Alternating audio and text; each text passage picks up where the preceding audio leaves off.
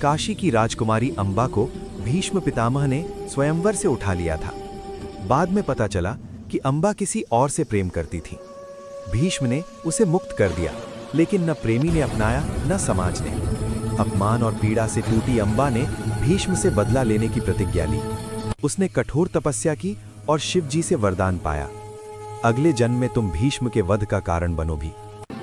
अगले जन्म में वही अंबा बनी शिखंडी। शिखंडी स्त्री रूप में जन्मा, लेकिन योद्धा बनने के लिए पुरुष बनना आवश्यक था। एक यक्ष यानी स्थूणाकर्ण ने अपनी पुरुषता शिखंडी को दे दी। इस प्रकार शिखंडी शारीरिक रूप से पुरुष बन गया और युद्ध योग्य हुआ। भीष्म पितामह कौरवों की ओर से सेनापति थे। पांडवों की सेना को वे हर दिन भारी क्षति पहुंचा रहे थे। तब श्री कृष्ण ने अर्जुन से कहा, भीष्म को केवल शिखंडी के सामने लाया जा सकता है। जब युद्ध भूमि में शिखंडी रथ पर अर्जुन के साथ आगे बढ़ा, भीष्म ने शिखंडी को देखा और तुरंत धनुष रख दिया। इसके 3 गहरे कारण थे। 1. स्त्री पर शस्त्र न उठाने की प्रतिज्ञा। भीष्म जानते थे कि शिखंडी पूर्व जन्म में अंबा था। भीष्म की प्रतिज्ञा थी, मैं स्त्री पर कभी शस्त्र नहीं उठाऊंगा। भीष्म धर्म के सबसे बड़े रक्षक थे।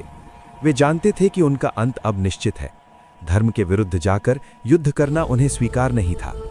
भीष्म जानते थे कि उनका समय आ चुका है। उन्होंने स्वेच्छा से मृत्यु का मार्ग चुना।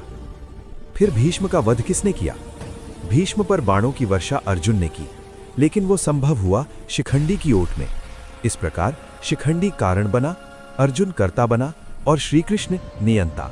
अधर्म कितना भी शक्तिशाली क्यों न हो, अंततः धर्म की विजय होती है।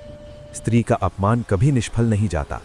प्रतिज्ञा और धर्म का पालन कभी कभी अपने ही विनाश का कारण भी बन जाता है, लेकिन वही महानता है।